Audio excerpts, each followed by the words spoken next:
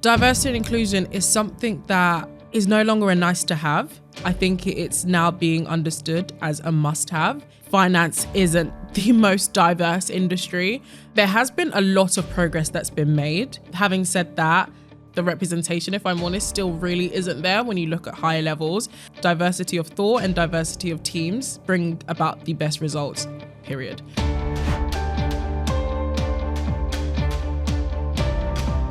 Hello and welcome back to Cutting Edge. In today's episode, we're joined by Alexis Owuadey, a Vice President in Private Equity. Alexis brings a wealth of experience, having spent 6 years at a top investment bank. Beyond her day job, she's a lifestyle influencer with a strong following on Instagram. She's also founder of the Thrive Collective, an online platform dedicated at sharing career resources and support to others. There kind of is a winning formula in terms of the way that you present yourself, the way that you present your skills and your experiences that kind of gets you through that first step. Join us as we delve into Alexis's journey, as we cover her transition from investment banking to private equity and the impact she's delivered through the Thrive Collective. If you have something that you're passionate about, something that doesn't feel like a burden sharing or something that, comes quite naturally to you, that typically is, your sweet spot and what you're going to be successful at doing. Discover her insights into how she manages work-life balance across different seniorities and different sectors within finance. And unravel how she seamlessly integrates her lifestyle with social media while balancing the demands of her job in private equity. Now, let's get started.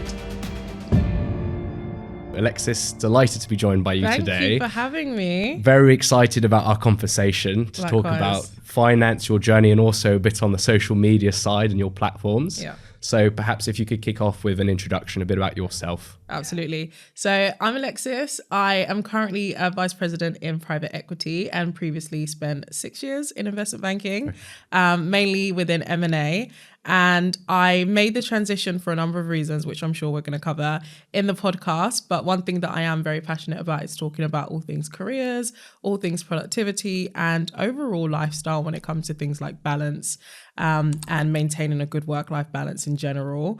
And I use some of my social media platforms to promote this, one of which being my business called the Thrive Collective, where I sort of promote productivity resources and also just general career tips to help people map out their careers and also provide advice to people who are trying to break into the industry. Okay, fantastic. And also on those platforms you set up, was that something that you always had the intention of doing, or did it come quite naturally as you're already in the world of finance? Yeah, that's a good point. So I kind of use my social media platforms to kind of share little things about myself, be it what I get up to on the weekend, what I do in finance, what I do career-wise. And I think the career side of things and the personal finance side of things is what people resonated the most with. Okay. So my platform honestly grew quite organically in that I wasn't necessarily chasing a particular following or chasing people to, follow me for a particular reason, but people generally tend to sort of gravitate towards what I was talking about when it came to careers, personal finance, and things in that sphere. And I think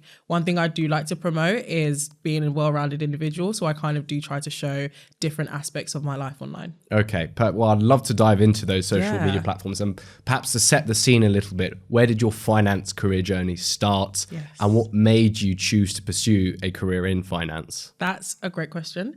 So I'm probably one of your stereotypical, I just fell into finance type people in that I didn't, decide as a teenager, I must be an investment banker. I definitely want to go into it. It was something that if I'm honest, I didn't have very much access to. Okay. I didn't really know what investment banking was or what a career in investment banking entailed.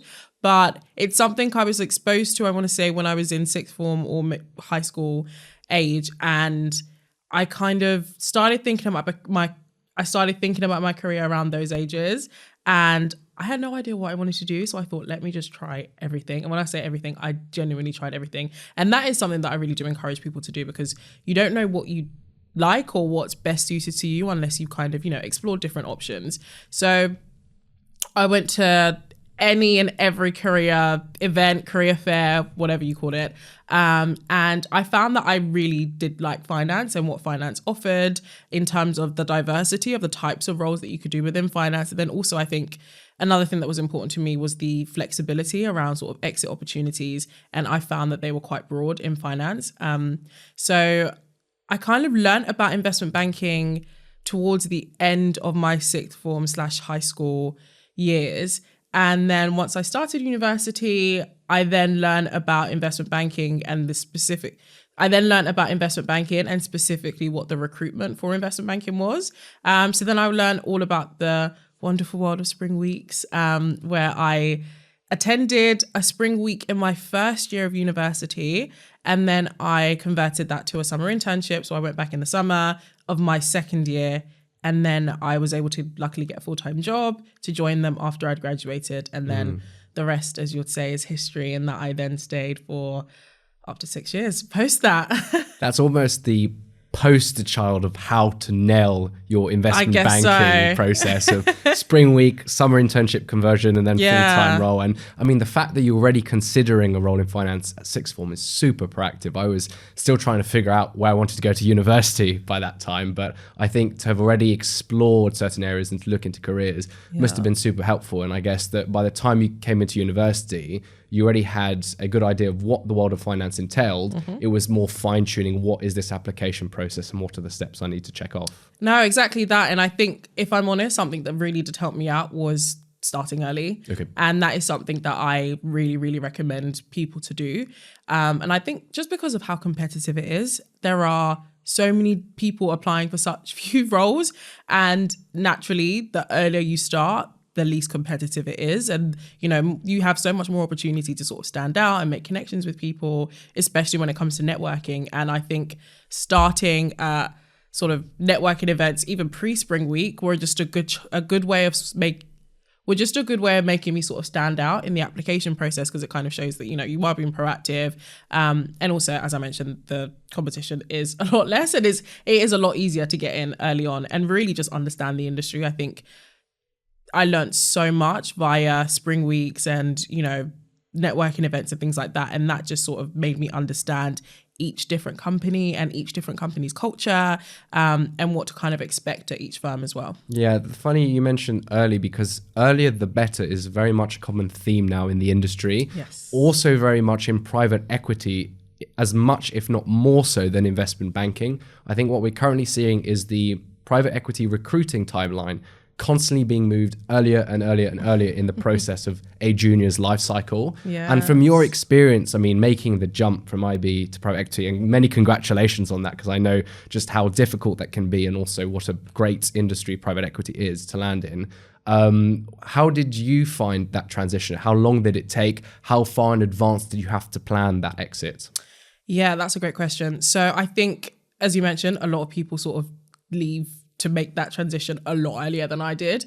And I think for me, weirdly enough, I was kind of scared of private equity. I think I was in a place where I kind of finally understood investment banking. I understood how to kind of, you know, navigate that system and navigate that industry. And I was quite comfortable, if I'm honest. And I didn't really understand the private equity landscape that well. And I think pros and cons of moving later is that you have a better understanding of what the buy side looks like. And that definitely helped me in terms of deciding what I did and didn't want later in my career. Having said that, as you mentioned, you know, things are happening a lot sooner nowadays. And I think it's because of the business model when it comes to PE. I think it's definitely helpful to get your sort of training and your formative years in an investment bank and then be able to make that move later on, and be able to make that move earlier on in your career. Sure, and I see a lot of private equity firms now starting with graduate recruitment as well. Yeah. So lots of doors being opened up there. But I do agree with this point of having your analyst hat on and going through your basics of financial modeling, deal execution, because then there is a natural overlap, right, with private equity. Yes, you're on the different side of things, but did you find that actually it was quite a seamless transition, or was it still a very new steep learning curve when you joined the private equity industry? Yeah, do you know what? I thought it'd be a lot steeper than it actually was, which is great. But it's, as you mentioned, it's looking at the same thing with a slightly different lens. So it's more training yourself to be able to look at things from an investor mindset, and also trying to sort of analyze things in a slightly different way. So I personally found the transition okay, but I definitely see the benefits of moving earlier, because you're able to sort of take your banker hat off and, put your investment professional hat on. And I think having those years in terms of training yourself up and looking at things as an investor and from a buy side lens is definitely really helpful. Understood. And what have been some of the key differences in terms of, let's talk a bit more about the working lifestyle of working in investment banking to a more senior role in private equity? How does life change? Yeah, a lot. I think in investment banking, and it could also be a function of how long I was there as well, things are a little bit more predictable in terms of the hours that you work, the intensity that you work, and then also the type of work that you do. I find that my work at the moment is a lot more varied. It's a lot more client facing as well, which I absolutely love. Like I love sort of meeting clients, leading meetings, and I like the interpersonal skills that you get that you might miss out on in investment banking slightly.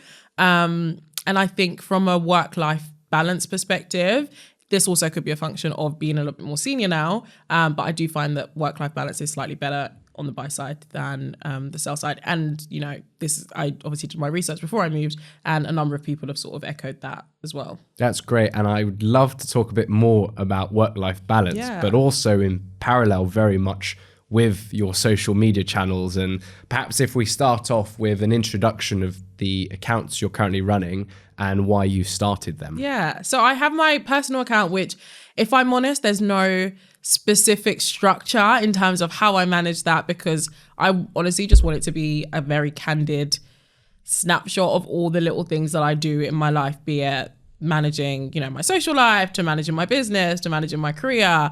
So it's kind of just me giving an insight into the various things that I do from a lifestyle perspective, as well as offering sort of candid advice when it comes to things, when it comes to things to do with property or personal finance, or what to do with your money in terms of investing, and then also career advice as well. Okay. And then the other key account that I have is my business account, which is the Thrive Collective, and that is specifically focused on offering sort of productivity tools when it comes to things that have helped me in terms of managing my day, managing my goals. And rather than, pushing loads of motivational quotes and things like that, it's more, okay, practically, what do I need to be doing each day to kind of build up to bigger goals? And how do I actually structure my day? How do I actually, try to become more productive? And what kind of habits and tracking mechanisms do I need to put in place to kind of allow myself to progress towards specific goals?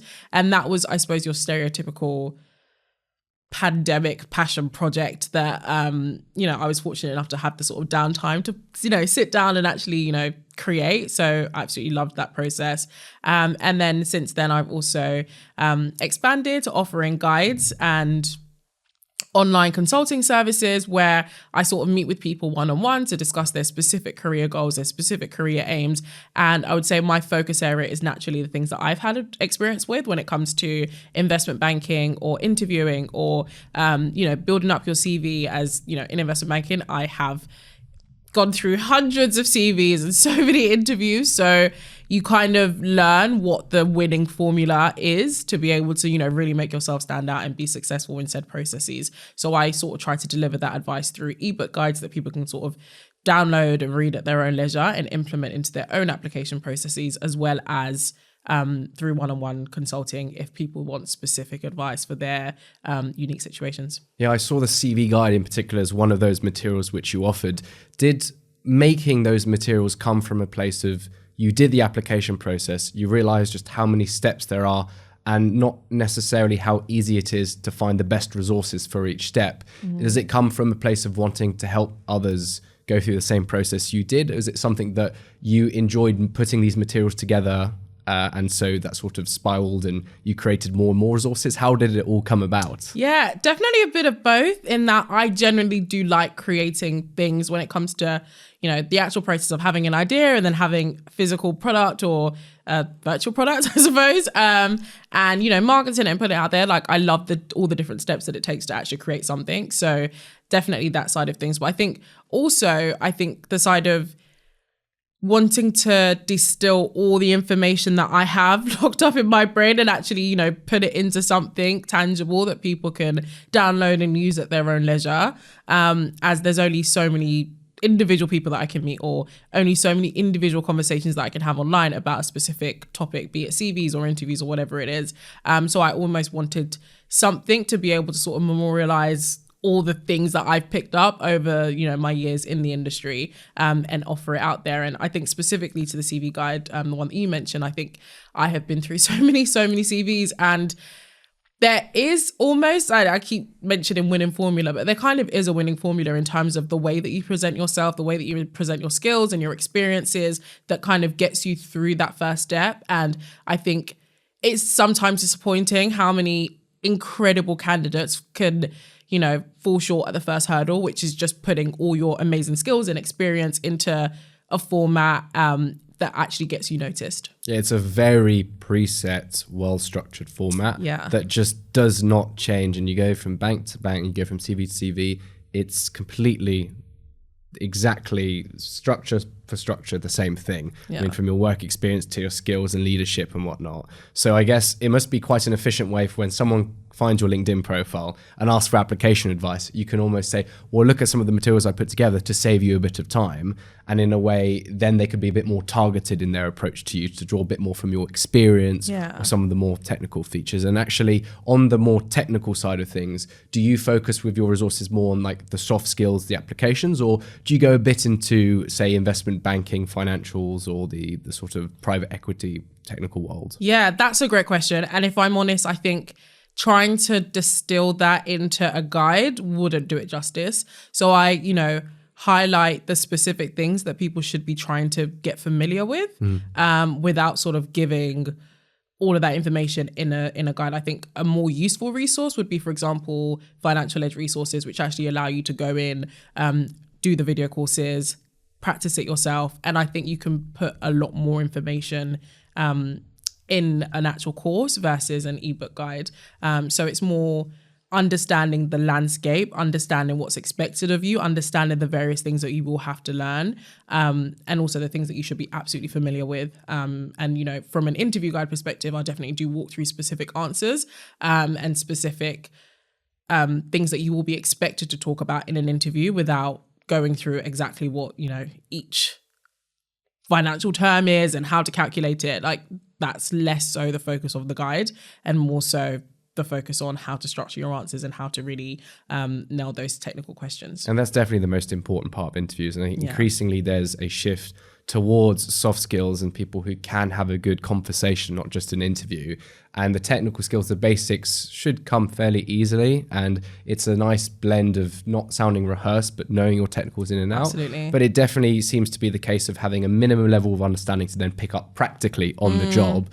And then they can teach you the rest. So I think there's a real place and demand for the kind of materials you're putting out there. And I really wanted to ask about the impact you've seen. And if you've had any users come up to you and say, well, actually, I've used it, it's been super helpful. What have you seen firsthand in terms of the impact of those resources? Yeah, so I think a combination of both the guides and one-on-one sessions, I think people are grateful about having an actual sort of template and a structure to then implement their own experiences. And sometimes the idea of writing a CV from scratch can be quite overwhelming. I even found this where I, hadn't interviewed or hadn't thought about my next step in such a long time, that the idea of, creating a CV to distill so many years of experience can be quite, overwhelming. And I think people really appreciate just having a structure that they can use for these things.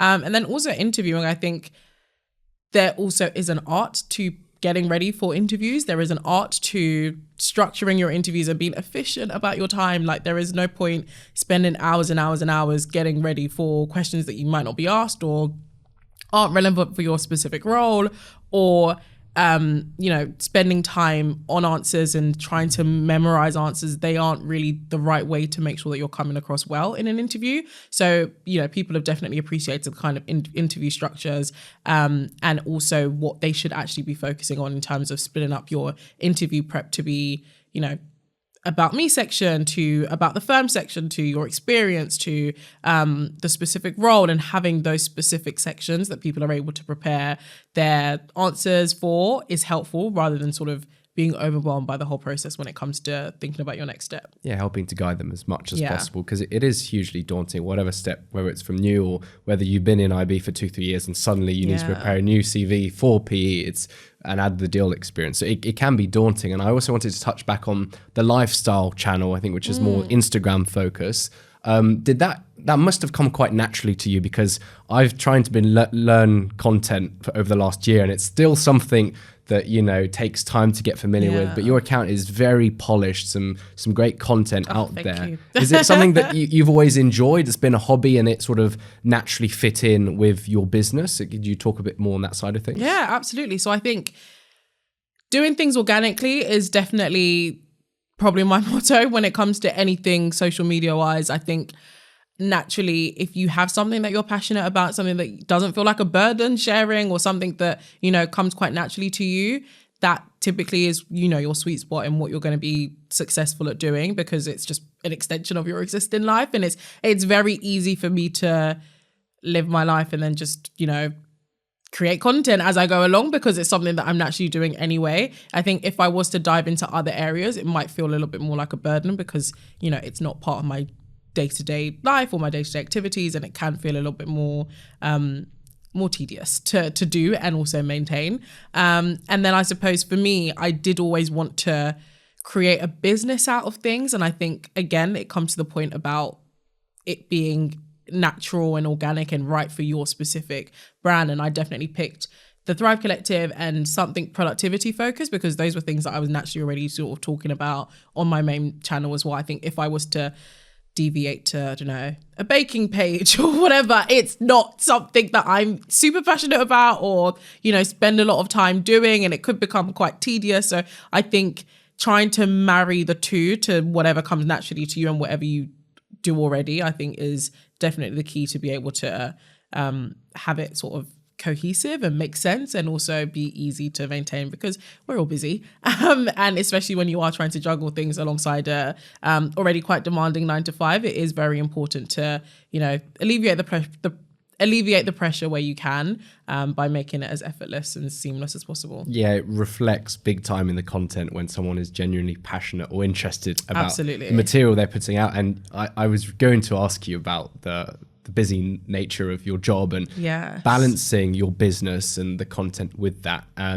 Does it sort of come quite a scheduled way of going about it? Is it a bit more natural in that respect, or how do you manage time to consistently, I don't know, revisit your materials or interact with your customers or put content out there, as well as also managing your private equity life? Yeah, if I'm honest, I don't necessarily even have the winning formula for it now, but I think it is just a bit of trial and error in terms of seeing what works. Like before, I used to be create loads of content in advance and then drip feed it out. And then I realized, but then you miss out on sort of current affairs and things that aren't necessarily part of your pre-planned content schedule. So you have to be a little bit more fluid. And then sometimes, you know, you've got work demands that don't necessarily allow you to sort of sit down and have the time to, you know, spend on your business. And I think it's definitely something that I've had to be quite fluid about in terms of how much time I, you know, focus on each. But I think one thing that has been an absolute lifesaver is getting somebody on board to help me.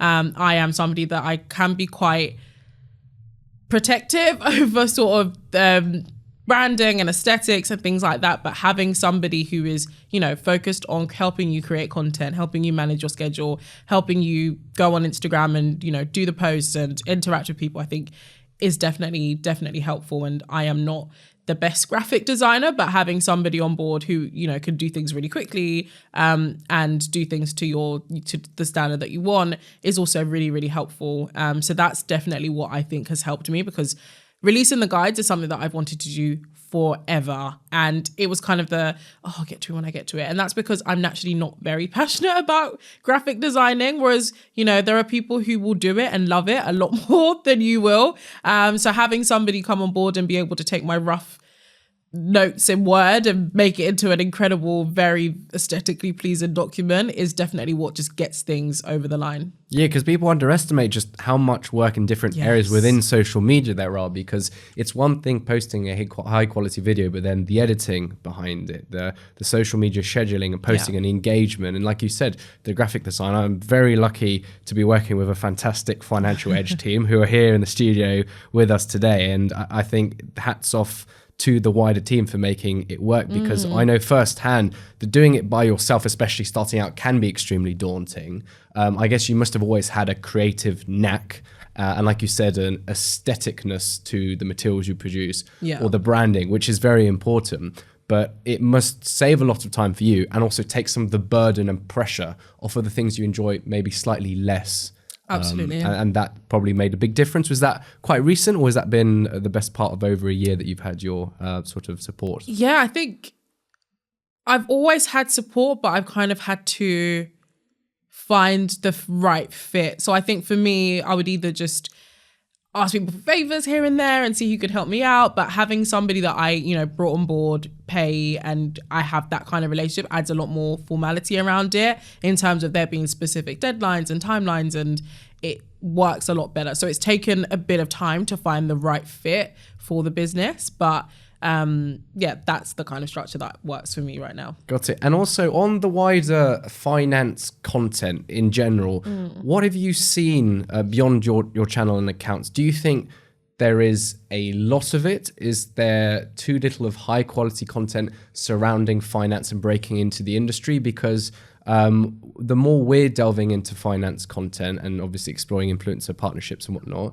the more we realize there are gaps, but there are also niches within different areas of the industry. Just keen to hear from someone who is in the thick of finance content. How do you find things on that angle? It's a very good question. I think the people that would be best to produce this content, i.e. analysts and associates that are, doing this themselves, they've been through the process, they're fresh, they're, the best people to talk about the experience and what their day-to-day is like. There is a bit of a tension in terms of how much you can actually share online and how much, if I'm honest, time as well you have to kind of create a platform, and then you have to, think about the cost and benefit of actually investing your time and energy and resources into putting this content out there. So I think there is a bit of a tension between having the ability to put this out there, and then obviously, some firms aren't necessarily that comfortable with people being online and sharing very much information about what they do. And that's probably something that stopped me, for example, from releasing as much and talking as much about my career and releasing my guides and things like that, because there is always going to be that conflict when it comes to how much you can share, especially in industry like banking that's so scrutinized, and certain things that you might say can very easily be misconstrued. And that's naturally because there are such few voices talking about their experiences and talking about what their day-to-day is like. And it is a naturally quite a, I want to say, protected industry in terms of, the high profile nature of the types of things that we are doing and the types of deals that you're working on, for example. It can be quite difficult to overshare. So I think that probably explains a lot of the lack of information and the lack of resources when it does come to finance content. And I think we're definitely moving towards an era where people are comfortable sharing a lot more. Having said that, when you compare investment banking to other industries, I think we definitely are slightly behind in terms of the amount of information that actually is out there. Yeah, I would describe it as conservative in some aspects, Absolutely. Which is great for the structure and consistency, but for new areas like content, it is difficult with the information barriers and China's walls in place. If you're an investment banker, you're going to be working on sensitive deals, and therefore your day in the life vlog is not going to work because it would thereby breach those rules. And so, of the accounts which we do see, it's very much people who have exited the industry completely and now doing it, part-time or full-time as content creator. But I wonder also if in the future finance firms will realize the importance of content and engagement as a means to hire and attract and retain talent. Yeah. Because I think in other industries like tech, that is a little bit less frowned upon and a little bit more welcomed. But it is fantastic to come across great content channels like yourself, because I don't think there is quite enough of it out there.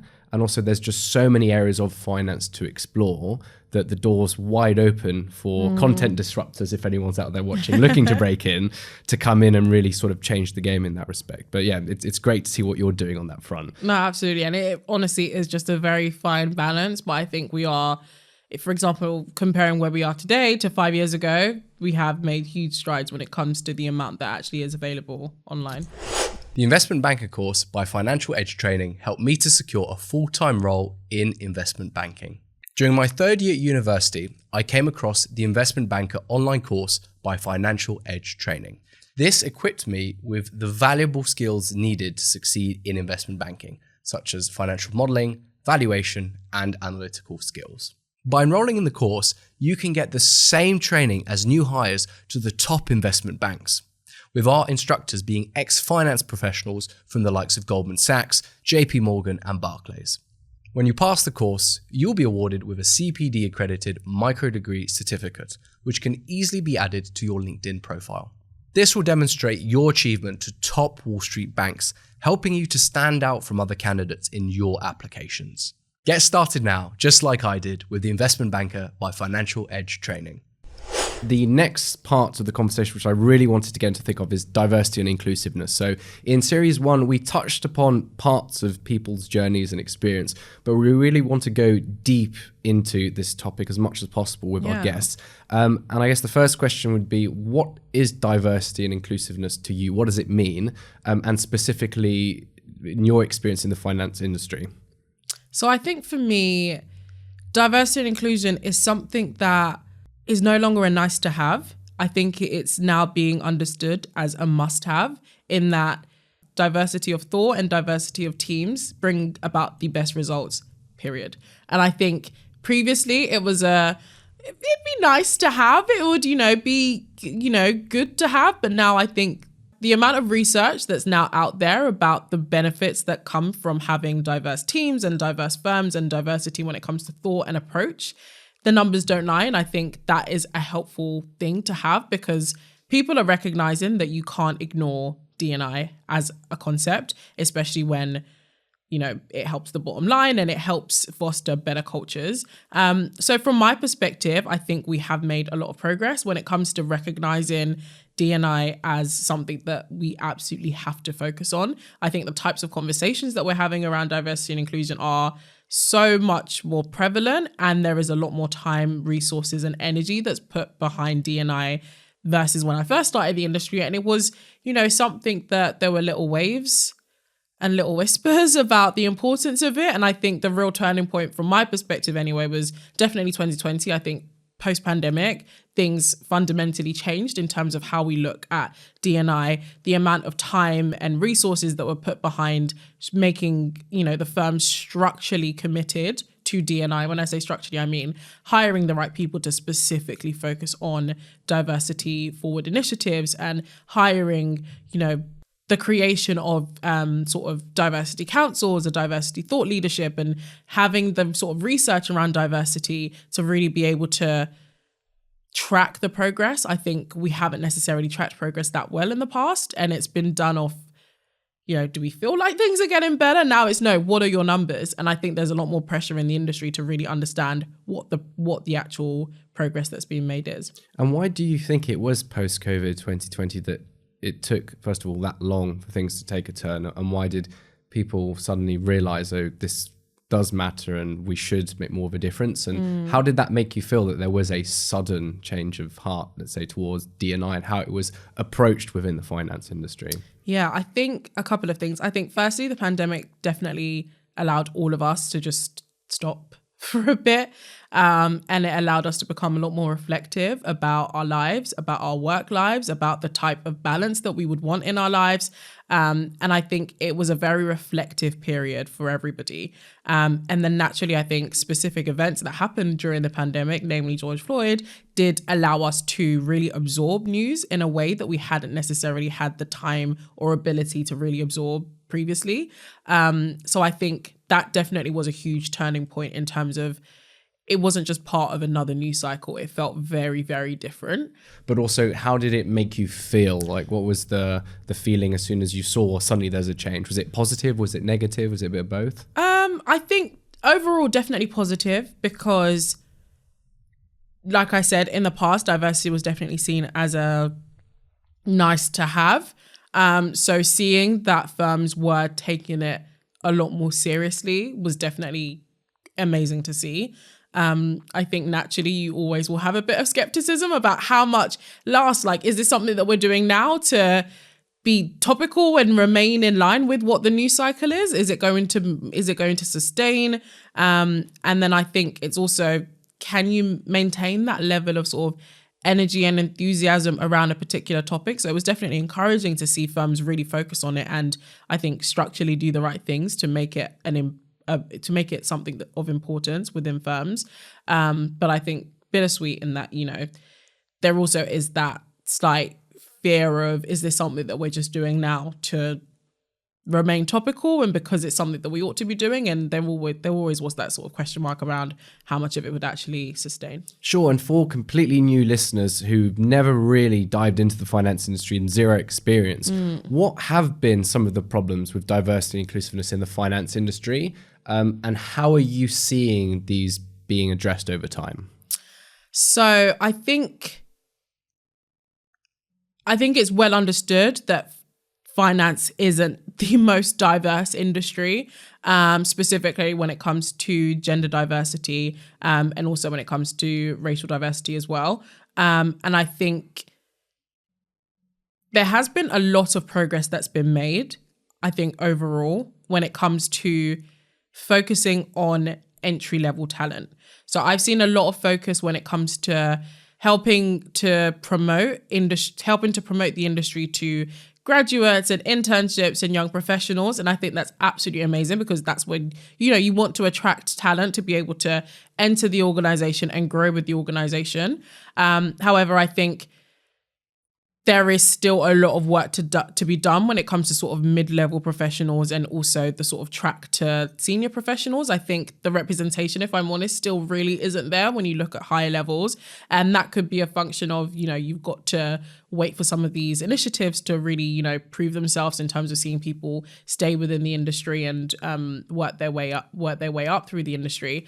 But I do think that there is a sort of mismatch sometimes when it comes to the amount of focus to mid-level and senior professionals slightly. Yeah, I see that, and there are lots of hiring programs focused on exactly those sort of diversity initiatives. But you're right, there is definitely a gap, and the concern with that is someone who would consider applying through a diversity program looks immediately at the board of governors and goes, well, hang on, there is no representation here. Why would I want to work for a company which I literally cannot see myself going to the very top, because they might be, stuck in an old way, or maybe they just haven't quite clocked it's in the culture. But one thing when I was in investment banking, especially towards the end of my time there, was realizing that more conversations post-COVID were starting to being had internally.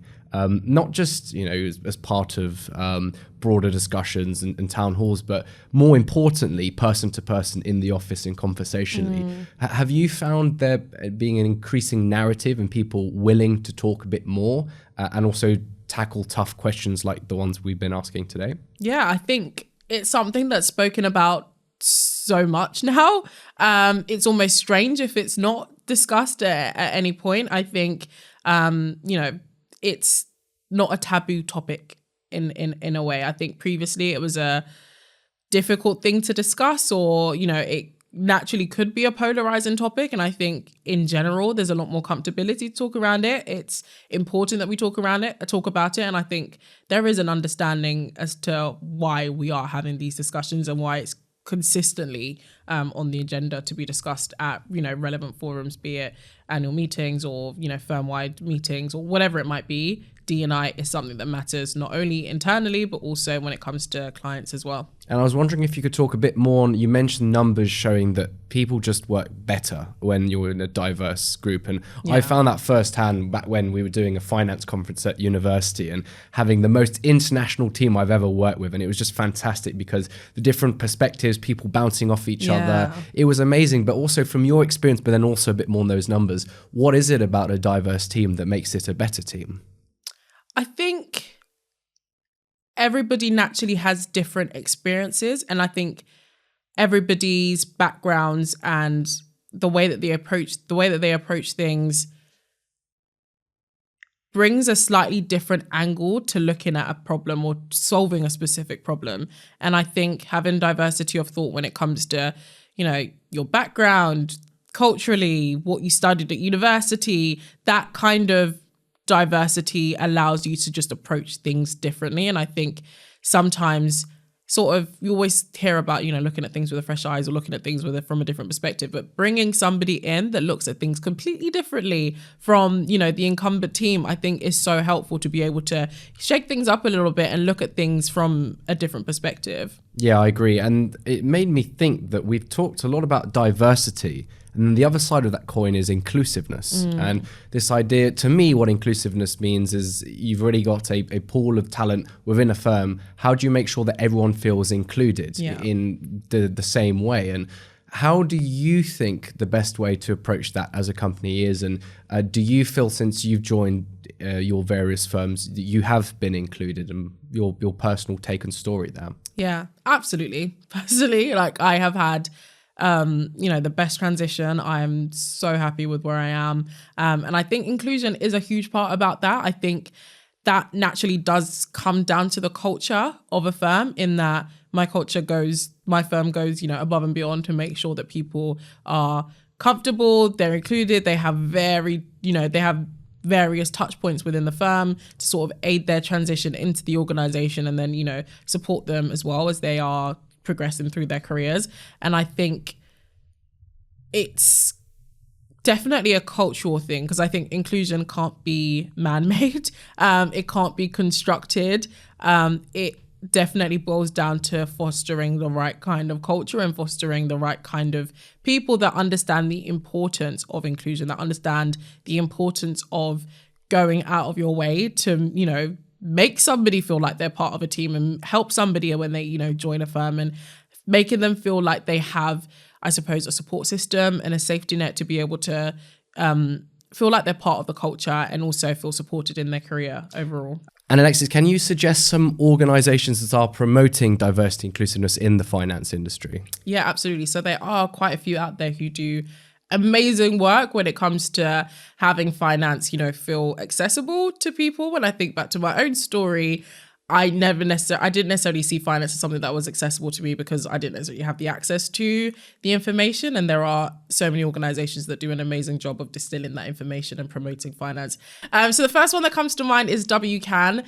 They are a women's focused diversity network, and they do incredible work, especially when it comes to graduates, students that are still at university, and then also young professionals, in terms of promoting opportunities and hosting tailored events to, promote specific career paths. And they do a good job not only in finance, but also in consulting and law, and other professions as well. They are somebody that I used when I was back at university, and they're still doing amazing work to today. So I would definitely check them out as a resource.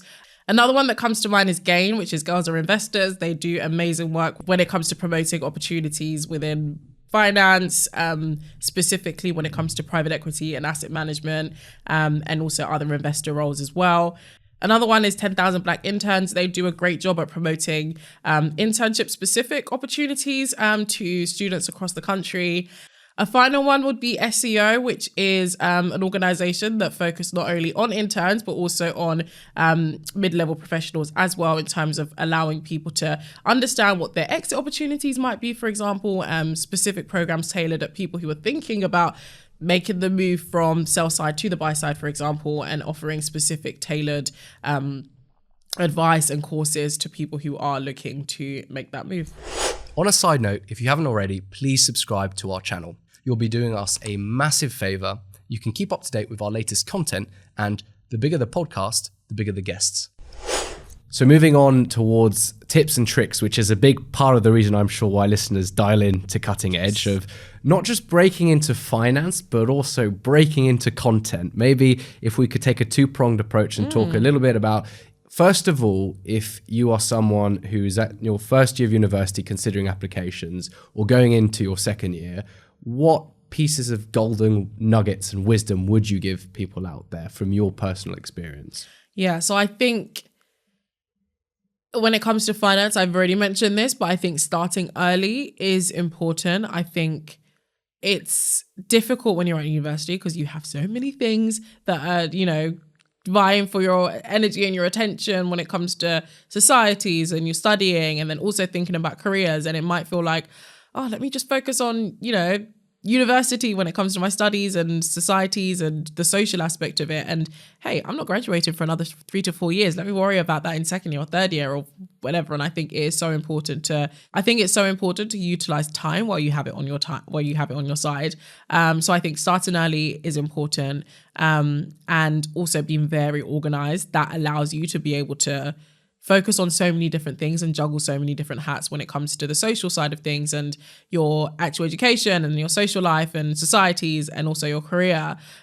So being very organized around it. And when I say organized, I suppose some more practical steps is that I would, be very clear about the firms that I was applying to, the programs that I was applying to, starting dates, due dates, and tracking my progress with each application that I was making. And I think having that kind of structure around it allows you to really just sort of pick away at it, and make sure that you are very organized in terms of the types of firms that you're applying to, where your applications are, what their, timelines are, and just making sure that you're on top of all of that. And when you say organized, is it a systematic approach in a way that you feel would be the best and most efficient way of people to go about the application process? Yeah, I think so. So I think there is so much information out there, and there might be now, but in my time there wasn't necessarily one resource I could go to that would tell me every single firm that had an application process and what all of their individual deadlines were and what they're looking for and, what dates their specific internships and spring weeks would be. That didn't exist. So I had to proactively, create an Excel spreadsheet or whatever resource you want to use to be able to actually take all this information from all the different firms' websites and, email bulletins or whatever they do to release this information, to try and gather all of those bits of information into one sort of central resource where I could track that myself. And I think trying to stay organized allows you to organize yourself in such a way that you aren't conflicted in what you're doing. Like if you know that there is a spring week where, they're in overlapping weeks, you know that you are going to have to focus your energy, and you won't necessarily be able to do both. But I remember when I was doing my spring week, there were some people who had like 3 or 4 different spring weeks. And I thought, how did you even sort of logistically map that out? But it goes back to the point of being, super organized and understanding exactly what you can feasibly aim for. Yeah, and the more work you do up front, the easier your second and third year of university will be in securing that summer internship or that full-time offer. And having that spring week experience to go off is just so invaluable, we find. But also it's not impossible to still secure not even just a summer internship if you don't have a spring week, but a full-time offer if you don't have summer internships. And it's great to hear some of the stories of people who are just getting into finance in their last year and immediately throwing themselves into the thick of it and still doing that. But there is definitely a massive advantage to starting early. Yeah. And on being organized, how about current analysts who've just started the job in investment banking, private equity, in hedge funds, asset management, Big Four consulting? How does someone stay organized but also maintain that healthy work-life balance as best as they can? Yeah, I think it is being unapologetically committed to certain things that you need to do for you to make you better in your 9 to 5 or just make you a better well-rounded person. So it's identifying what your specific non-negotiables are, be it exercising or carving out specific days in the weekend to just have downtime and just focus on yourself or focus on, being able to socialize with friends, whatever it might be, but having that habit in place where it is you time. It is time for you to do the thing that makes you more efficient at work. Even if it's, carving out your Sunday evenings to exercise or meal prep or whatever it is that makes your life easier throughout the week. Like, for example, one thing I would do in my analyst years is I would always sort of try to meal prep on a Sunday evening or at some point during the weekend so that I am eating healthy throughout the week. Otherwise, I could find that, you let days slip and then you're eating poor and then you kind of feel a bit rubbish and then you aren't working out as much and then you're a little bit more groggy and you're not as alert. And these are things that you have to sort of instill as non-negotiables to make things work for you, even if it's trying to, I know it's difficult when you might have long days, but carving out time to go to the gym and work out or whatever it is that makes you a well-rounded person. And I think it's so easy to use the excuse of there isn't enough time. And I think back to when I genuinely was working really, really long hours and it was difficult to do it. I still remained committed to my non-negotiables, even if it was 20 minutes in the gym. Whatever it is, I think it's just important to almost remind yourself of it, a habit that you've put in place and something that, regardless how crazy or busy things are, I'm doing this for me. Yeah, it's a snowball effect. And I remember just as I was starting to get into the swing of, like meal prep and gym and whatnot,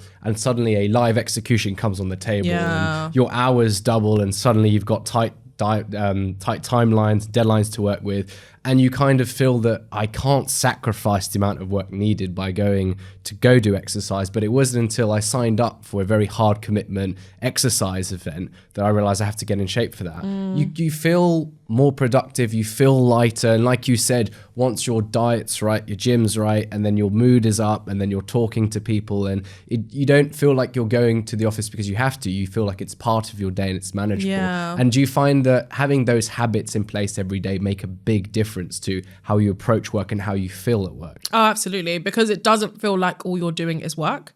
In that, even if it was only 20 minutes or only 30 minutes that I could carve out to go to the gym or exercise or whatever it may be, it felt like I am still making time for me, rather than saying, hey, I've got a deadline and all I'm going to do for, the whole day is just focus on work. At the end of it, you kind of feel like, where's the balance or where's the me time? And it, I think, sends quite a negative message to yourself. And no matter how busy you are, I genuinely do feel like there is always at least 20 minutes you can carve out in your day to do something for you. Could you tell us a little bit more on how applicants can differentiate themselves in the application process? Yeah. I think the key thing to differentiate yourself is definitely showing that you've really thought about the specific position and the specific firm and the role that you're applying for. I think it's important to be able to show how you've tailored your application to a specific firm. I think I've been through so many processes and so many interviews where it feels quite cookie cutter, and it feels like this is probably bank 1 of 30. And adding a sort of tailored and very thoughtful element to your applications, be it a specific person that you've spoken to, or a specific project, or a specific deal that you've researched, or a specific initiative that firm is that firm is focused on or has put in place that really speaks to you as a candidate, is a great way to really show that thoughtfulness to help you stand out. And as a closing question on the content side of things, how can aspiring analysts or current finance professionals dive into the world of content? I think the key thing is to always understand that there is always somebody that you can help. One thing that I kind of got in my own head about when I was thinking about content creation is, who's gonna like it, or who's gonna relate to it? And I think if you've had experience, you can help somebody else. And I think that's a very important thing to recognize. I almost think sometimes you feel like you've got to be an expert about something before you start talking about it. And the reality is, if you've had some experience or more experience than somebody else, you can help somebody. So I think no matter what stage you are, it is always helpful to sort of, put your voice out there and create content that can help somebody else out that's, thinking about entering the industry, even if, you're not 5, 6, 7, 8 years into your career. Even if you've done an internship, you are able to offer advice to somebody who's thinking about doing an internship. So I think the first thing is to get out of your head about creating content and don't almost sort of stop yourself before you actually start the process. Another important thing, once you have kind of overcome that first hurdle, is to really think about the type of content that you want to put out there and what's your why. So why are you doing it? Who is your target audience? And also, what do you want to get out of it as well, is an important thing to think about. And then also, I think, try to make it as organic as possible. I think that kind of thing reflects quite obviously if you're not, very sure about what you're doing. And if you're not passionate about what you're doing, I think that will definitely display. So I think just maintaining the thoughtfulness about it, getting out of your own head, and then also just trying to be as organic as possible. I think you just inspire the next generation of content creators in finance. Definitely, we absolutely need more. Well, honestly, I really enjoyed that conversation. It was great to cover content as much as finance too, and obviously talk on diversity and inclusiveness. Really appreciate your time, taking time out of your busy schedule for this, and really look forward to staying in touch and keeping up with your content. Absolutely. Thank you. Thank you. Cheers. Thank you for listening to Cutting Edge. If you enjoyed this episode, please like and subscribe. It helps us out so much so that we can continue to build our podcast and deliver more episodes just like this one.